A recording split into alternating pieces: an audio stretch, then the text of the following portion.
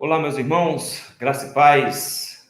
Muito bom estar de novo com os irmãos da Igreja Presbiteriana Memorial, especialmente agora, quando os irmãos estão encerrando seus estudos na Confissão de Fé de Westminster. Deus os abençoe. Obrigado pela gentileza do convite. Obrigado ao pastor Alfredo por ter me convidado mais uma vez. Eu fico muito honrado, muito feliz de estar com os irmãos. A minha oração é que o Senhor nos dê graça e nos abençoe durante este momento.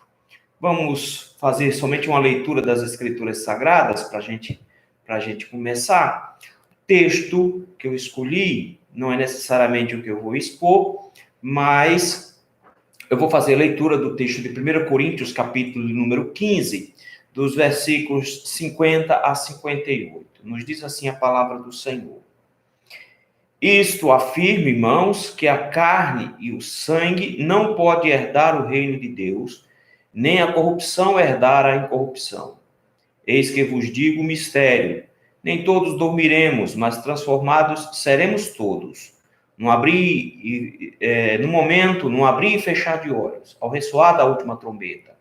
A trombeta soará, os mortos ressuscitarão incorruptíveis, e nós seremos transformados.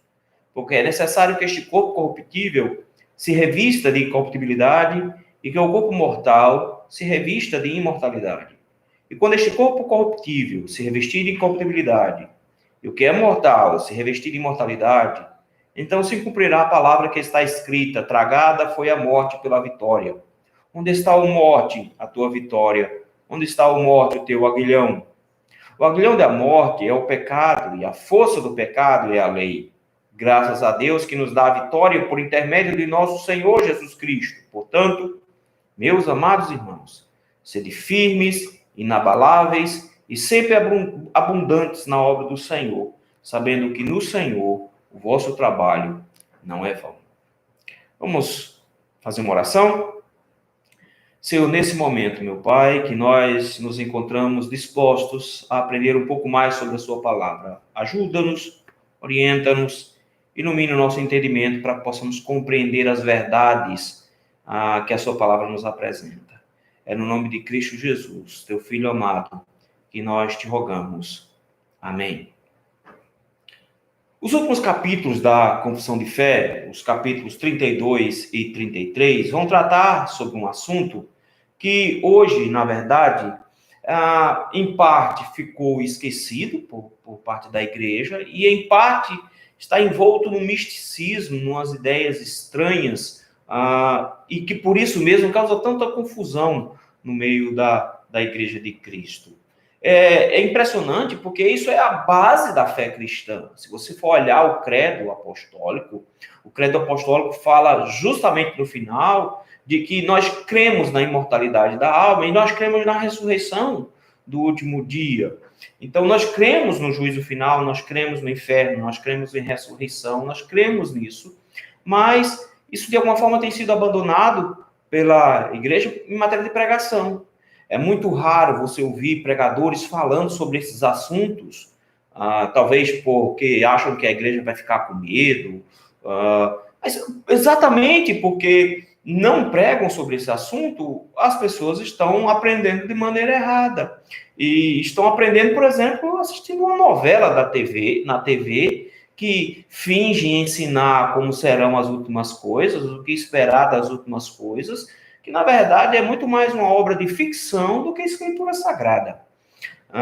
Então eu preciso, de alguma forma, resgatar esses conceitos para que eu possa compreender, por exemplo, o que acontece conosco depois que a gente morre.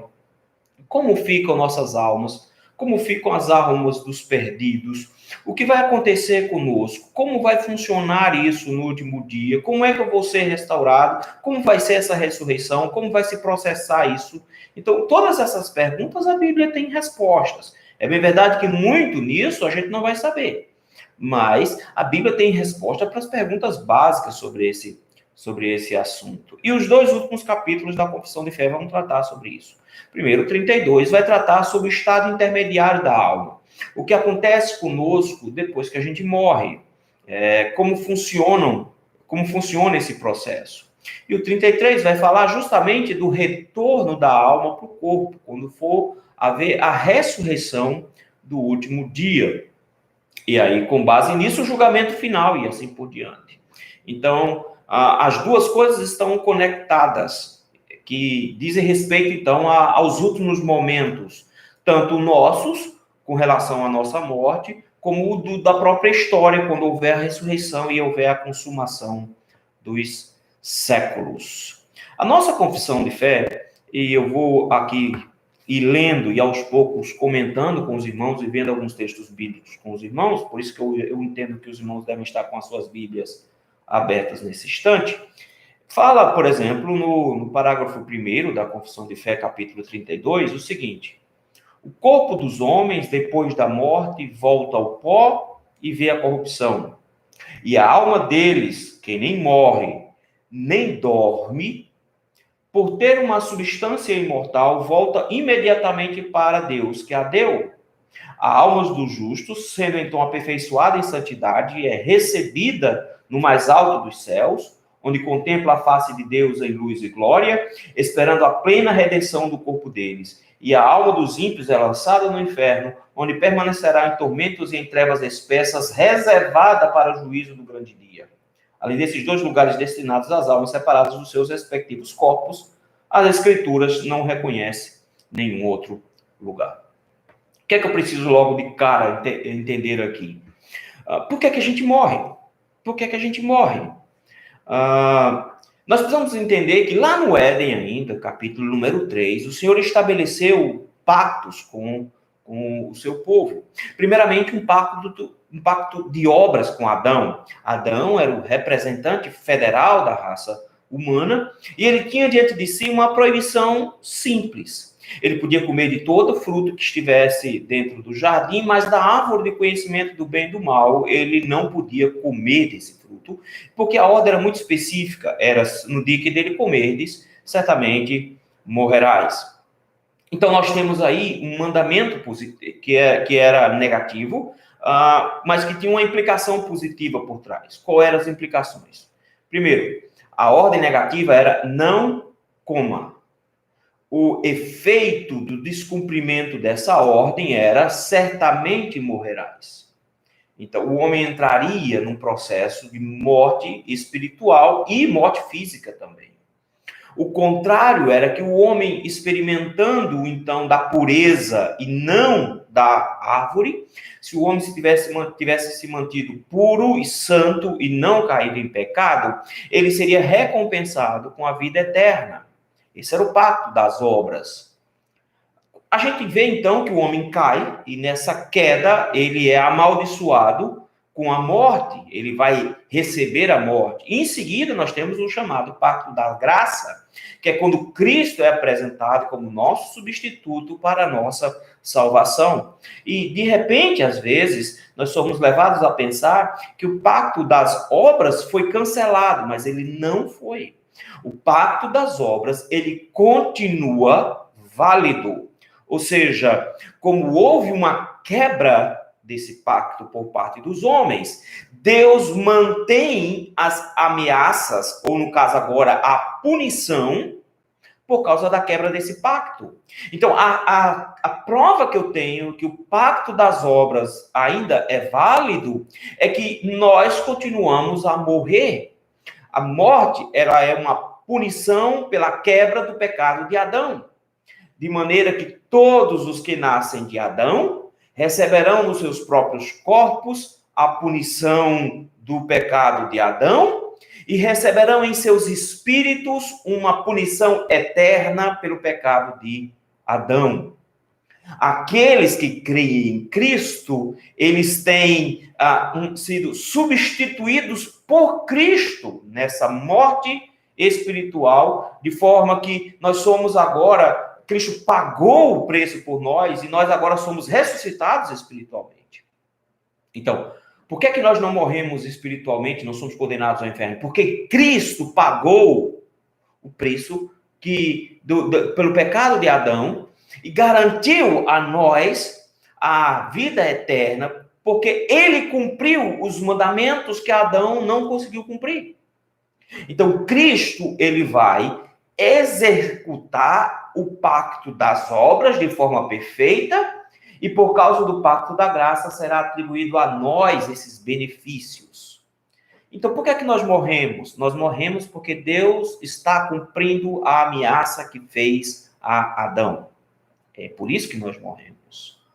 Então, por conta disso, nós precisamos agora levantar uma série de respostas a isso. A própria Escritura vai nos dizer que, então, ao homem está ordenado morrer uma só vez, e depois disso segue-se o juízo. Hebreus capítulo 9, versículo 27. Em Eclesiastes, capítulo de número 12, versículo número 7, o texto nos diz que, então, o pó volte, o homem, no caso, morrendo, que é pó, o pó volte ao pó, volte à terra como era, e o espírito volte a Deus que o deu.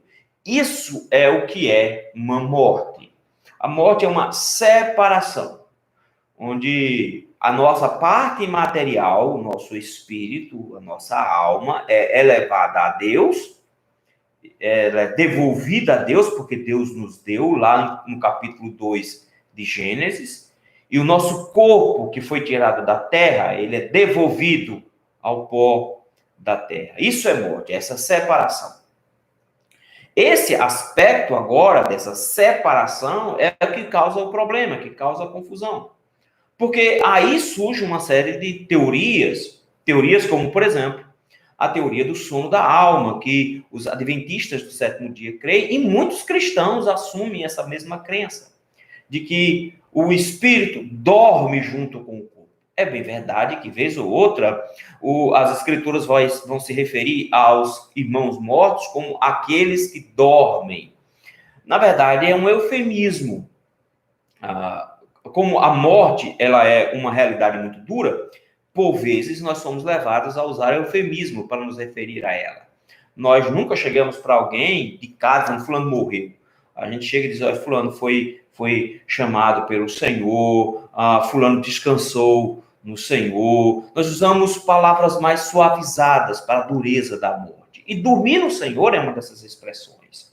É uma dessas expressões para suavizar a dureza da morte. Mas o nosso espírito, que é a base da nossa consciência, da nossa personalidade, de quem nós somos, nossa essência, ela fica viva, ela permanece ativa, inclusive com personalidade, com lembranças, com memórias, com decisões, com tudo mais, após a morte. Então, nós não perdemos a memória, por exemplo. A Bíblia não nos mostra isso, pelo contrário, a Bíblia nos mostra pessoas que têm lembranças. Se você for olhar, por exemplo, Lucas capítulo 23, quando Jesus conta aquela história do rico e do Lázaro, ele diz que o rico se lembra dos irmãos. Se lembra dos irmãos. E o que seria de céu e de inferno sem lembrança? A pessoa, de repente, se descobrir no céu, mas não saber por que foi para lá. Então, ela não teria do que se arrepender, porque ela não lembra de nenhum dos seus pecados.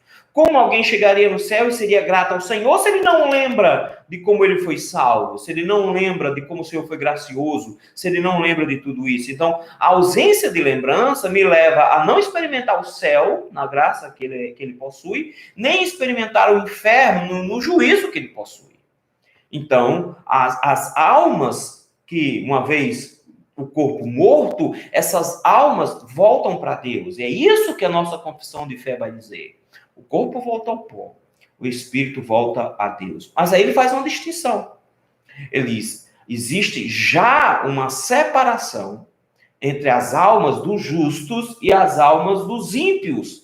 Ele diz, a alma do justo sendo aperfeiçoada em santidade. Isso aqui é muito fantástico, porque uma vez acontecendo a morte, a alma desse santo, desse crente, desse justo, ela é aperfeiçoada em santidade. Então, ela já é liberta do poder total do pecado. Ela já é liberta totalmente disso. Então, ela já entra em santidade plena, como ela será por toda a eternidade. Então, uma vez que o cristão morre, a sua alma não volta mais a pecar. Ela não pode mais pecar. E por isso mesmo ela é recebida no alto dos céus, onde ela contempla a face de Deus em luz e glória. Ela é recebida por Deus nos céus. Então, os crentes, eles já experimentam os céus. Eles já experimentam os céus. Isso faz com que a gente enxergue os irmãos que morreram não como uns coitadinhos que perderam, estão perdendo a vida aqui na terra. Não, meu irmão. Eles serão seus guias turísticos no céu, porque eles vão conhecer o céu e experimentar o céu por mais tempo do que você. Eles chegaram lá antes, então eles têm prioridade. Veja que coisa especial. Os nossos irmãos que foram chamados pelo Senhor, eles já experimentam os céus. É bem verdade que eles não experimentam os céus em toda a sua completude. Por que não? Porque os céus, nós vamos ver isso ainda hoje, ele foi criado para que fossem experimentados na nossa completude, ou seja, com o nosso corpo também. Eles não possuem um corpo, eles só estão lá em espírito, mas eles já experimentam da santidade perfeita, eles já experimentam do gozo perfeito, eles já experimentam da comunhão perfeita com Deus e com seus santos anjos e com seus santos que estão lá também. Então eles já experimentam de todas as benesses dos céus, eles vão experimentar ainda mais quando houver a ressurreição final, mas eles já gozam dos céus, da presença perfeita do Senhor, da graça perfeita do Senhor, da santidade perfeita do Senhor, de toda a beleza do Senhor. Eles já contemplam isso hoje, eles já vivenciam desde o instante das suas mortes. Não plenamente, porque ainda falta um corpo, mas já perfeitamente, porque eles já gozam dos céus. Mas a verdade é dita também dos ímpios, porque também a alma dos ímpios é lançada no inferno, onde permanecerá em trevas e tormentos, em trevas espessas e tormentos, reservado para o grande dia. Aí você pode pensar assim, mas a pessoa nem foi julgada? Não houve um julgamento final ainda. Na verdade, no momento que a pessoa morre, as almas já estão destinadas. A gente vai ver isso daqui a pouco. Elas já estão pré-ordenadas para onde elas vão. Claro que são pré-ordenadas pela forma como elas viveram. Se elas viveram em rebeldia completa a Deus, se elas viveram completamente distantes do Senhor e não se entregaram a Cristo, elas já estão condenadas. Lembrem que o Senhor Jesus nos disse que quem não crê nele já está condenado. Então essas pessoas, elas já estão condenadas em vida e já experimentarão da sua condenação já em morte. Todos os que creem em Jesus Cristo têm a vida eterna. Então, eles já são salvos em vida e a morte os leva a essa salvação final. O que acontece, na verdade, é que eles estão aprisionados, como, por exemplo, um bandido ou um ladrão é preso na rua e levado para uma cadeia. Ele ainda não foi julgado, mas ele permanece em prisão esperando o julgamento. E no momento que ele for julgado, para onde ele volta? Para a própria prisão. Mas ele já experimenta de uma prévia dessa condenação final.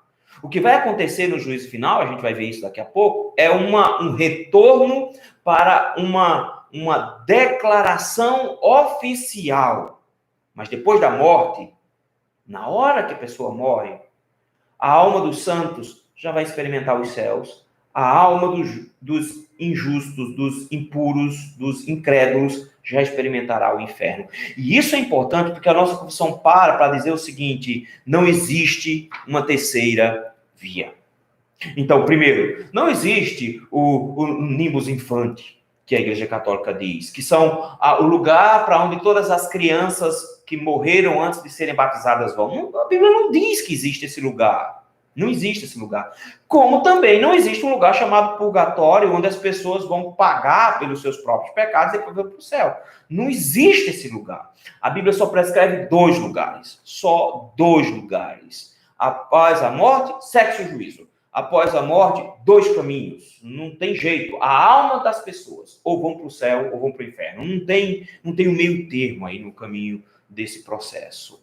E essas almas já estão destinadas por causa dessa realidade. Por conta disso, a nossa confissão de fé vai dizer que no último dia, no último dia, no dia em que Cristo voltar, os que estiveram vivos não morrerão, mas serão mudados. E aí é uma coisa importante agora da gente entender que a nossa confissão de fé vai fazer com relação a esse estado da alma, que é no último dia. A nossa confissão de fé, ela não se preocupa muito em falar sobre amilenismo, pré-milenismo, pós-milenismo, coisa do tipo. Mas definitivamente ela não acredita no pré-milenismo dispensacionalista. Não. O pré-milenismo dispensacionalista, ele criou uma visão, por exemplo, com base em alguns textos de Apocalipse e de Daniel, e estabeleceu vários estágios na história, inclusive estágios da volta de Cristo. Então, olha os problemas. Para você começar o dispensacionalismo, Cristo volta 2 vezes. Em canto nenhum da Bíblia, Cristo volta 2 vezes. Para eles, Cristo volta para reinar, e depois Cristo volta para buscar a igreja. Que coisa estranha, Cristo não volta 2 vezes. Para você ter uma ideia lá, Deus já vai julgar 3 vezes, de acordo com a visão dispensacionalista. O que a Bíblia ensina? A Bíblia ensina uma coisa bem simples. A Bíblia ensina que haverá um dia onde o Senhor vai executar o seu juízo. Então, e o que é que nós cremos pela confissão? Nós cremos que isso vai acontecer de uma vez só, no dia em que Cristo voltar. O que o apóstolo Paulo vai chamar, aqui nesse texto, de no ressoar da última trombeta. No ressoar da última trombeta. E o que é que Paulo diz aqui no texto? Nem todos morreremos. Versículo número 51. Ele diz, eis que eu vos digo o mistério, nem todos dormiremos, ou seja, nem todos vamos morrer, mas transformados seremos todos. O que é que ele quer dizer com isso? Ele quer dizer que quando Cristo voltar, vai ter gente que vai estar viva. Qual era a esperança de Paulo? Estar entre os vivos quando Cristo voltasse. Porque haverá uma transformação no corpo dos salvos. E isso que é interessante. Paulo diz que no abrir e fechar dos olhos, ao ressoar da última trombeta, é um instante. Então, a volta de Cristo se concretiza com o julgamento final. Ele diz, os mortos ressuscitarão incorruptíveis e nós seremos transformados. É isso que a confissão de fé diz. Ela diz assim, os que estiverem vivos não morrerão, mas serão mudados, e todos os mortos serão ressuscitados com seu próprio corpo e não o outro, embora qualidades diferentes se unirão novamente à sua alma para sempre. Deus não nos criou para sermos um monte de fantasminhas no céu. Deus nos criou para sermos corpo e alma, juntos, unidos para sempre. Então, o que é que Paulo está dizendo? Quando Cristo voltar, todos vão ressuscitar. Todos vão ressuscitar. O enfoque aqui, no caso do segundo parágrafo, é com os justos, os santos de Deus, os eleitos do Senhor. Quem estiver vivo, Paulo diz, você não vai ficar com esse corpo. Nosso corpo será modificado, será transformado. Paulo diz que nós não podemos herdar a incorruptibilidade com o corpo corruptível. Paulo vai falar que nós teremos um corpo espiritual. É um corpo que nem é jovem, nem é velho. É um corpo que é perfeito, que não envelhece mais. É um corpo que não se modifica. É um corpo pleno, eterno agora. Paulo diz que nós receberemos esse corpo, que é agora um corpo que está de acordo com o nosso espírito, porque vejam, o espírito dos santos, quando morrem, são santificados. Nós que estivermos vivos, diz o apóstolo Paulo, teremos o nosso espírito santificado ainda vivos e o nosso corpo também santificado imediatamente. E os irmãos que morreram, esses irmãos que morreram, santos, o seu espírito vai voltar para o corpo deles. Ah, pastor, mas esse pessoal já apodreceu. Você acha que Deus perdeu as moléculas desses irmãos espalhadas pelo mundo? Deus não sabe onde estão as moléculas dele para juntar? Você acha que Deus não tem capacidade de juntar as moléculas? Ah, pastor, foi gente comida por peixe. E daí? A matéria não se esgota, não se acaba. Ela pode se esmiuçar em átomos, mas Deus sabe onde estão os átomos dos corpos. Então, Deus vai ressuscitar esses corpos, do mesmo jeito que foi a ressurreição de Cristo. É isso que Paulo está argumentando no capítulo 15 de 1 Coríntios, que é, Cristo ressuscitou e nós temos o mesmo corpo como o corpo de Cristo. Um corpo incorruptível, um corpo santo, um corpo perfeito, não mais com as consequências do pecado, não mais com as debilidades do pecado. Já parou para pensar nisso? Um corpo plenamente santo. E esse corpo plenamente santo será dado aos que estiverem vivos, ainda vivos, e será dado para aqueles que estão mortos em ressurreição. Eles vão ressuscitar. E Paulo chega a dizer, inclusive, que nós não precederemos esses irmãos que dormem. Pelo contrário, nós seremos transformados depois deles ressuscitarem. Porque eles têm primazia, eles têm prioridade. Aqui no caso, eles são mais velhos do que nós. A ideia de Paulo é que nós seremos transformados. E agora, perfeito, erguidos pelos anjos para encontrar com o seu Jesus nos ares. Não abrir e fechar de olhos. Mas o que acontece com o restante do povo, pastor? O terceiro parágrafo.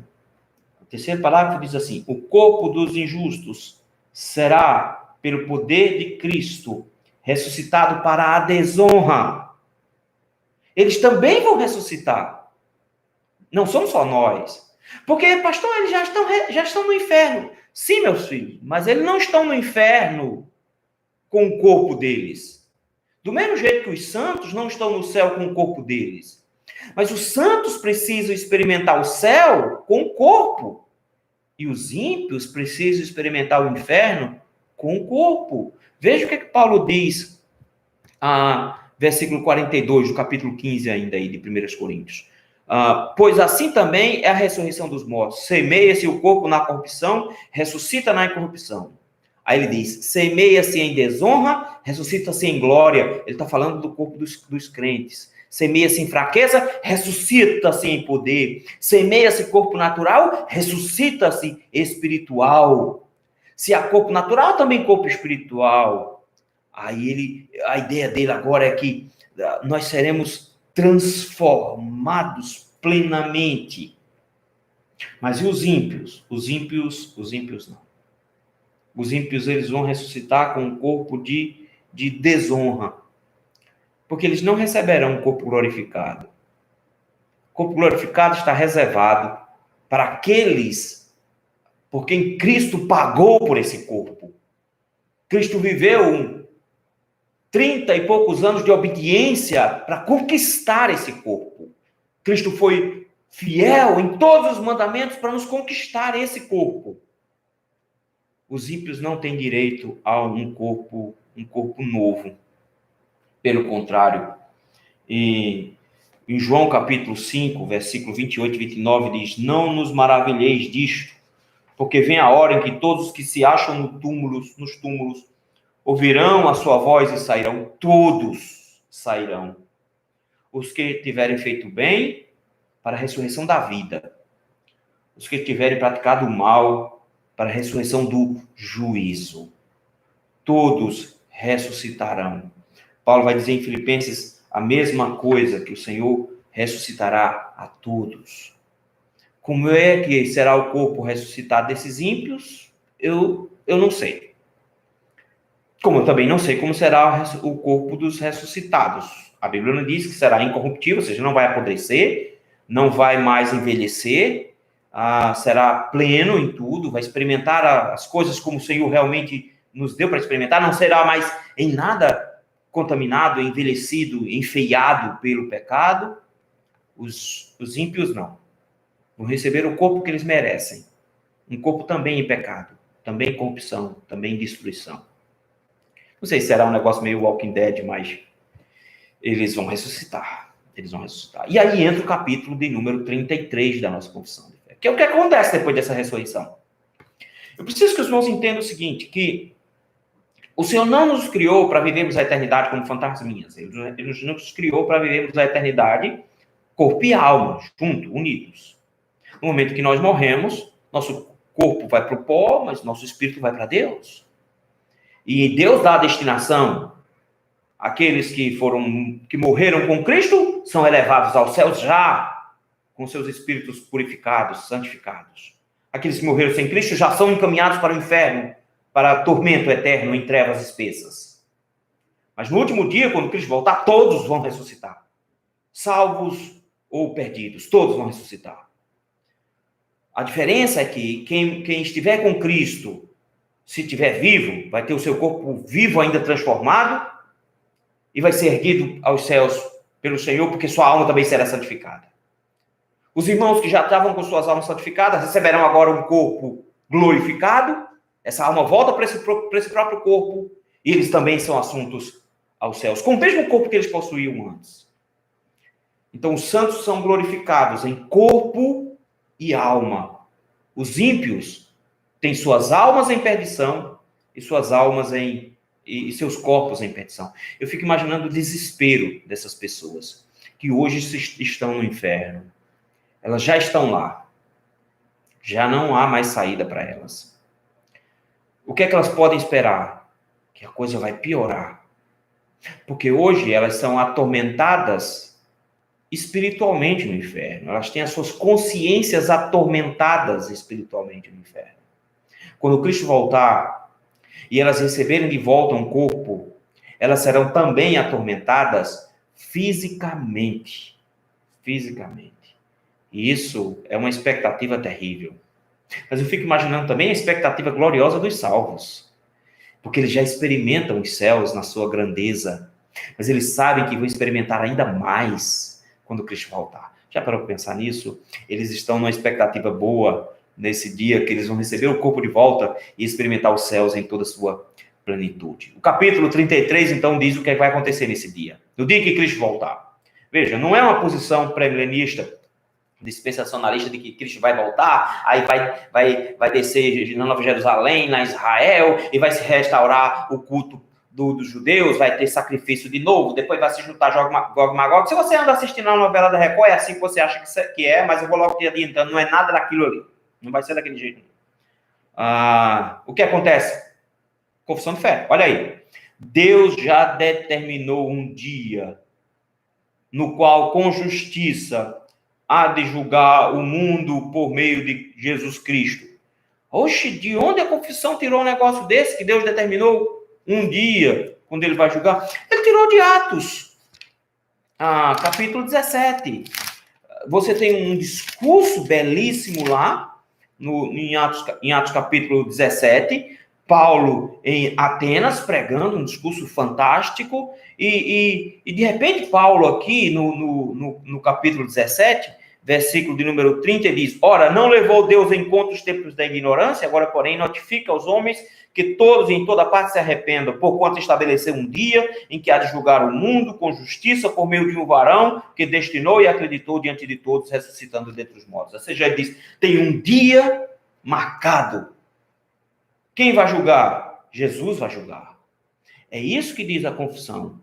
Deus determinou um dia no qual, com justiça, há de julgar o mundo por meio de Jesus Cristo, a quem, pelo Pai, foram dados poder e juízo. Cristo vai julgar. Cristo vai julgar. É por isso que o próprio Jesus vai dizer isso em João capítulo 5, que o Pai a ninguém julga, mas o Filho é que vai conduzir o julgamento. É Jesus que vai conduzir o julgamento. Então ele vai ter um privilégio enorme, já notou? Aqueles que morrem com Cristo vão ser julgados por aquele que é seu Redentor. Então, não existe dúvida nenhuma que nós vamos ser restaurados no final. Mas aqui é muito sério, todos serão julgados. Quem vai ser julgado? Quem vai ser julgado naquele dia? Não somente serão julgados os anjos apóstatas. Judas, no versículo 6, vai dizer exatamente isso, de que o Senhor tem os anjos que não guardaram o seu estado original e abandonaram o primeiro domicílio, o próprio domicílio, como ele diz, eles estão guardados em trevas, em algemas eternas para o grande dia do juízo. Nesse dia, Jesus vai julgar Satanás. Dá para pensar nisso? Satanás não vai estar lá no inferno cutucando o povo. Não, Satanás será um réu nesse dia. E quem vai julgar? Jesus vai julgar. Notem os demônios dizendo isso para Jesus. O tempo inteiro os demônios olham para Jesus. O que temos nós contigo? Não é a hora. Eles estão dizendo, não chegou ainda a hora do julgamento. Porque eles sabem que é Jesus que vai julgar esses anjos. Jesus vai julgar os demônios quando ele voltar. Mas ele também julgará todas as pessoas que tiverem vivido sobre a terra, e todos eles comparecerão ante o tribunal de Cristo, a fim de darem conta de seus pensamentos, palavras e feitos. Quem vai ser julgado? Todos nós. Todos nós. Porque precisa-se de uma sentença. essa sentença precisa ser dada. E será dada para os ímpios, mas também para os santos. E a sentença será dada com base nas obras. O princípio que a confissão coloca é: nós seremos julgados pelos nossos pensamentos, palavras e feitos. Isso aqui, para mim, é muito doloroso. Porque, por exemplo, Romanos capítulo 2 vai dizer que o Senhor vai julgar os segredos do nosso coração. O que está escondido lá no fundo do nosso coração. O apóstolo Paulo, em 2 Coríntios, vai dizer que todos nós vamos comparecer perante o tribunal de Cristo para recebermos dele uma sentença. Todos vão ter que aparecer lá. E em Mateus capítulo 12, Jesus diz que nós vamos prestar conta de cada palavra frívola, palavra besta, piada boba, miolo de pote, que nós proferimos em vida. Cada palavra nossa está anotada. E nós vamos prestar conta diante de Deus. A nossa felicidade é que aqueles que estão em Cristo têm os seus pecados perdoados. Então, eles não poderão ser condenados. Mas a Bíblia fala em galardão. E a confissão fala. E receberem um galardão segundo o que tiverem feito, bem ou mal, com o meu do corpo. Os que tiverem feito o bem em Cristo, receberão um galardão positivo.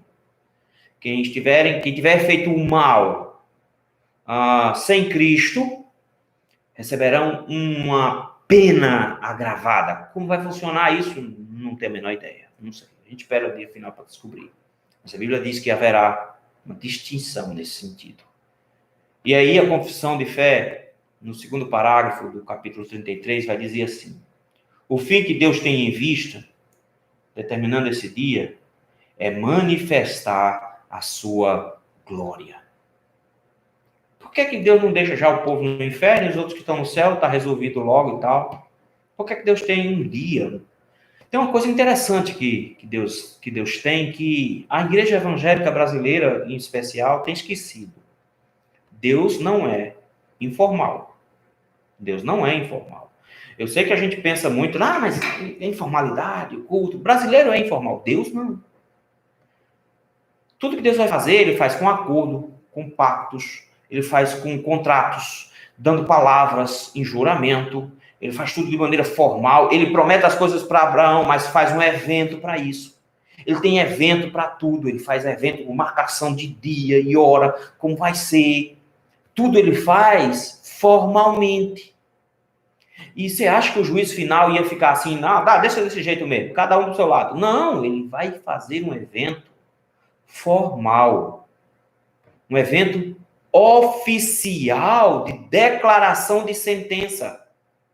Quem chegar para esse tribunal já chega com a sentença definida. Os que estão com Cristo morto, ressuscitam, já sabem que vão voltar para Cristo. Os que foram transformados em vida já sabem que vão estar com Cristo. Os que estavam no inferno e ressuscitam já sabem que vão voltar para o inferno. Mas ele vai fazer isso oficialmente. Declarar, distinguindo os da direita e da esquerda, e julgar as obras de cada um. Não é no pacote, não. Eu e você. Individualmente. O reverendo Heber Campos, o pai, tem uma interpretação bonita sobre a expressão "e ele enxugará dos olhos toda lágrima". Ele diz uma coisa que eu acho interessante. Não sei se essa é a melhor interpretação, mas eu fiquei pensando quando ele disse. Ele disse assim: Jesus vai sentar com a gente e vai fazer um balanço de como a gente viveu. Como é que você vai se sentir na frente de Jesus quando ele começar a fazer esse balanço do que você fez, do que você deixou de fazer, do que você disse, do que você pensou, de como funcionou tudo isso? E aí, reverendo Weber diz uma coisa interessante, ele diz: é impossível não chorar quando isso for acontecer. Quando Cristo, diante de nós, expuser o que a gente fez, ele viu o que você pensou, o que eu pensei. Ele viu a besteira que a gente disse. E quando ele expuser isso na frente da gente, ele inevitavelmente vai rolar lágrima. Mas aqueles que estão com Cristo terão a sua lágrima enxugada. Ele enxugará dos nossos olhos toda lágrima. Ele vai nos consolar nisso. Se é isso, vai ser bonito. Vai ser bonito. Vai ser bom passar limpo. Vai ser bom esse dia quando nada vai ficar escondido. As porcarias que a gente fez todas vão aparecer. E é bom lavar essa roupa toda, porque vai iniciar uma nova vida. E nessa nova vida nós não vamos levar essas coisas de trás. Jesus vai dizer, eu sabia, eu sei disso tudo. Não tem nada escondido, não. Eu perdoo você porque você fez isso. Eu perdoo você. Vai ser bom passar limpo para entrarmos nos céus plenos e perdoados. Isso vai ser maravilhoso. E por que ele guardou esse dia? A confissão de fé diz para a sua glória. Tudo que ele faz é para ele ser engrandecido. Por nós? Não. Para ele ser engrandecido por ele mesmo. Porque ele tem prazer na sua glória. Como é que ele vai ser engrandecido naquele dia? Você vai ter um bocado de gente indo para o inferno. Deus vai ser glorificado lá. Que tristeza, um monte de gente. Nós vamos ver parentes nossos indo. Então a gente pode pensar assim, como é que Deus vai ser glorificado mandando essas pessoas para lá? Primeiro, ele vai ser glorificado, diz a confissão, a glória de sua misericórdia na eterna salvação dos eleitos. Como é que ele vai ser glorificado? Ele vai ser glorificado porque todos os salvos vão estar dizendo, não fui eu não conquistei nada, eu estou aqui sendo salvo porque Cristo me salvou, e glorificarão ao Senhor pela graça, pela misericórdia do Senhor. Mas e os ímpios, pastor? Eles vão para o inferno. Como é que Deus vai ser glorificado mandando esse povo todinho para lá? E a glória da sua justiça na condenação dos réprobos que são perversos e desobedientes. Deus vai ser glorificado no inferno, porque lá é a prova de que ele não mente. Lá é a prova de que as ameaças dele ele cumpre. Deus é glorificado nos céus por causa da graça e da misericórdia. Deus é glorificado no inferno por causa da justiça e da sua ira. Ele punirá pecado e pecadores, todos debaixo da sua justiça. Mas os crentes vão ser salvos porque a justiça já foi estabelecida em Cristo. Já foi pago. Quem se esconde por trás de Jesus já recebeu a punição eterna em Cristo. Não pode receber de novo. É por isso que há uma necessidade urgente que as pessoas se escondam por trás de Jesus. Para que a justiça de Jesus seja colocada em nós. E ele tenha recebido a punição pelos meus pecados. Quem teve seus pecados punidos em Cristo não pode pagar de novo, está salvo. Quem vai enfrentar o juízo final de peito aberto, sem Cristo, de forma ostensiva, receberá a punição eterna. E aí a confissão de fé diz assim, os justos então irão para a vida eterna, um corpo, receberão a plenitude do gozo, a alegria procedente da presença do Senhor, em corpo agora. E vai ter um evento fantástico. Jesus prometeu um jantar para inaugurar esse evento. Mas os ímpios, que não conhecem a Deus, nem obedecem ao Evangelho de Jesus Cristo, serão lançados nos eternos tormentos e punição com a destruição eterna proveniente da presença do Senhor e da glória do seu poder. Quem vai manter o inferno ardendo é Deus. Quem vai condenar os incrédulos ao inferno é Deus. E ele vai mantê-los lá atormentados por toda a eternidade. Isso aqui é para que a gente preste atenção. Tenha muito cuidado, porque o inferno é real. As pessoas não querem ouvir isso, mas o inferno é real. E chove gente todo dia lá. Milhões de pessoas estão lá. Bilhões, sei lá. E ainda está indo muita gente todo dia, o tempo inteiro. Você acha que foi só a Covid que matou? Não, meu irmão. Morre muito mais gente de outras doenças. Não morreu só gente de Covid, mas todos os que morreram sem Cristo foram mandados para o inferno já. E serão enviados de volta com seus corpos no último dia. Não queira experimentar isso. Por que é que a gente não teria uma orientação para se preparar para isso, não é? É assim que termina a nossa confissão. Assim como Cristo, para afastar o homem do pecado e para a maior consolação dos justos nas suas adversidades, quer que estejamos firmemente convencidos de que haverá um dia do juízo. Ele diz, o dia do juízo é para nos assustar mesmo. É para nos assustar mesmo. Sabe por que os crentes vivem uma vida tão bagunçada hoje? Não tem medo de pecar, vivem uma vida toda desmantelada, que acham que servir ao Senhor se faz de qualquer jeito. É porque eles não acreditam no inferno. 5 minutinhos que eles pensassem como será o inferno, eles levariam a vida muito mais a sério. É por isso que a confissão de fé vai dizer que para afastar o homem do pecado e para consolar os justos nas suas adversidades, porque quando o crente sofre, ele lembra que nenhum sofrimento em vida se compara ao sofrimento do inferno. Então, para ele está tranquilo. Está entendendo?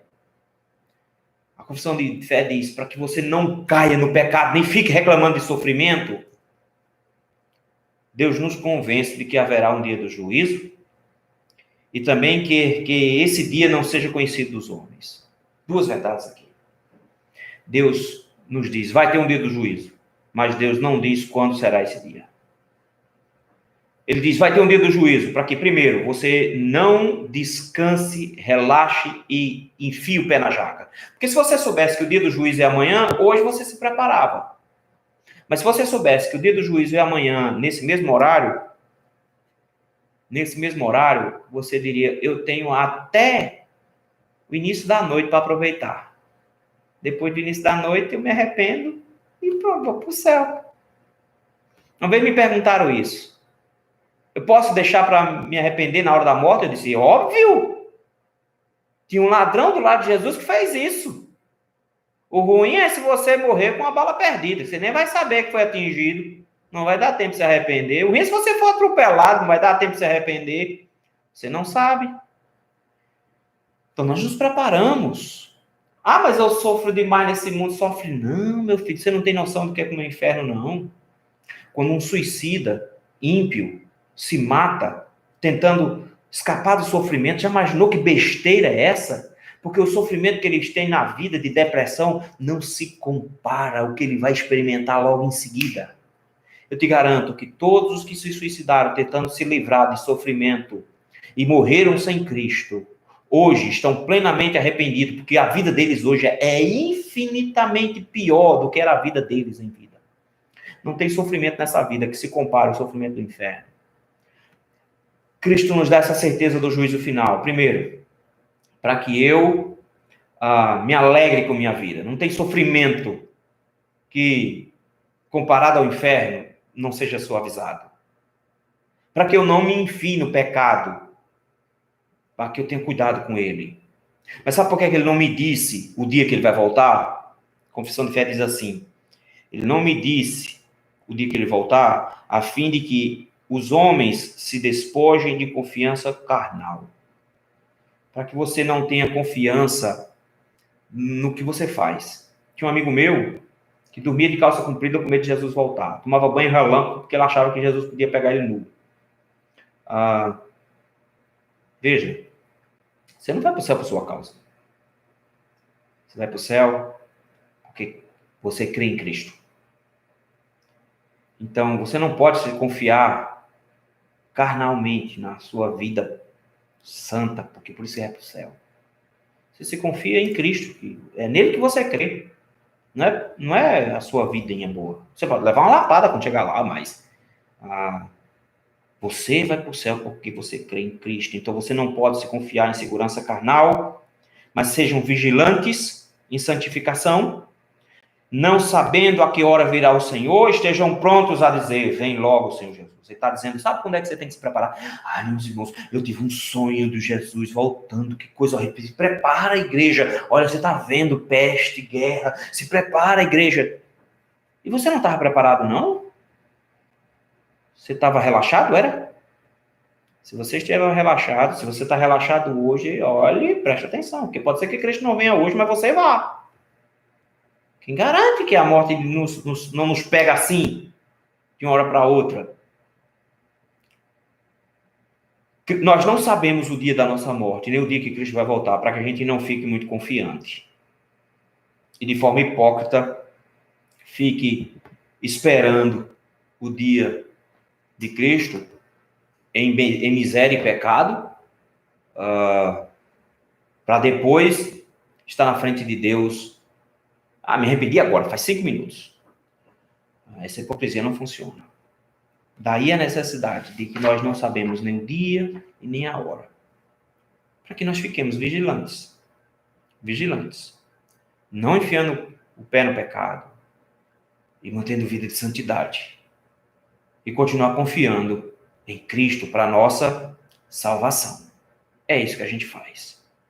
É assim que a gente vive.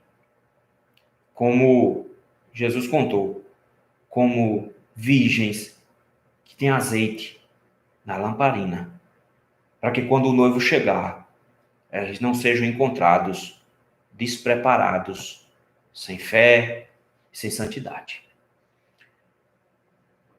Irmãos, que esperança maravilhosa que a gente tem. Que maravilha é saber que a morte não nos assusta. O apóstolo Paulo disse, o meu desejo é partir e estar com Cristo, que é incomparavelmente melhor. Para quem está com Cristo, a morte deixou de ser uma punição e nos tornou o livramento das nossas dores. Se você acha que tem uma vida boa e tem medo de perdê-la, é porque você não crê na vida melhor que está do outro lado. A nossa esperança é o céu. Não tem vida boa aqui que se compare a lá. Não tem filhos, mulher, vida aqui na terra que se compare à beleza de encontrar Cristo. Nada se compara. Nada se compara. Nós aprendemos muito com o materialismo e nos esquecemos de que os olhos dos crentes têm que estar na presença de Cristo. Então, se você tem medo da morte, eu te aconselho a crer em Cristo. Porque se você crer em Cristo, a morte não te será um bicho-papão, você abraçará a ela com muita alegria, porque ela vai te levar à presença do seu rei, onde você gozará por toda a eternidade com ele. Mas se você não tem Cristo, fique com medo mesmo. Se você não crê no Senhor, fique com medo. Porque o lugar que está guardado para aqueles que morrem sem Cristo é uma eterna perdição. É um lugar de sede sem água para beber, de sono sem poder dormir, de fome sem poder se alimentar, de cansaço sem poder descansar, de calor sem nenhuma brisa, sem nenhum conforto. É um lugar onde todos os seus pecados estarão na sua frente, que você terá um arrependimento eterno, um remorso corroendo o seu coração. Será um lugar de muitas orações e nenhuma dessas orações respondidas. Será um lugar de muito pedido por misericórdia, mas nenhuma misericórdia estendida. Será um lugar onde existirão dores físicas terríveis, mas nenhum analgésico. Nós precisamos saber que esse lugar existe. Que tem muita gente lá hoje. Ainda vai muita gente para lá. E muita gente vai passar a eternidade toda lá. Que nós nos agarremos a Cristo, para que não sejamos nós que vamos para lá. Mas que nos agarremos a Cristo, para que quando a morte chegar, nós saibamos, vejo os céus abertos e vejo Cristo assentado à direita de Deus Pai. Seja essa a nossa visão. E ele, de braços abertos, diga, vinde benditos do meu Pai, para o descanso eterno. Foste fiel no pouco, sobre o muito te colocarei. E aí, aguardarmos com a maior das expectativas o dia em que o céu vai se rasgar Todos os anjos vão acompanhar Jesus. Todos os santos irmãos que morreram, ressuscitados ao nosso lado. Todos nós, com o corpo glorificado, sermos elevados às alturas por anjos. Estar na presença gloriosa de Jesus, receber um sorriso dele e depois entrarmos nos céus para usufruirmos da presença dele por toda a eternidade. Esse é o nosso sonho. Essa é a nossa expectativa. Que esse seja a sua expectativa hoje e sua esperança na vida eterna. Vamos orar? Meu Deus, muito obrigado, Senhor. Muito obrigado pela tua graça. Muito obrigado, Senhor, pela salvação em Cristo. Muito obrigado por uma esperança tão grandiosa de termos a recepção maravilhosa no dia que nós morrermos. Muito obrigado pela esperança do dia em que nossos corpos serão transformados e estaremos para sempre com o Senhor. Se alguém aqui, Senhor, não tem ainda essa esperança, meu Deus, não permita que ele encontre a morte, ou ela encontre a morte, sem o Senhor no seu coração. Não permita, Senhor, que aqueles que escutam essa mensagem recebam a pior das sentenças no final. Mas, Senhor, usa de misericórdia para todos aqueles que estão ouvindo nesse instante e também por mim, para que tenhamos o nosso coração sempre moldado pelo Senhor, vivendo em santidade, dizendo todos os dias: Maranata, vem logo, Senhor, vem buscar a sua igreja. É no nome de Jesus Cristo que nós te oramos. Amém. Meus irmãos, muito obrigado. Muito obrigado pela paciência em ter ouvido até agora. Que Deus abençoe vocês, que Deus abençoe essa igreja. Estamos sempre à disposição. Precisando, é só chamar. Que Deus abençoe a todos, que Deus os encha de esperança. Até mais. Tchau, tchau.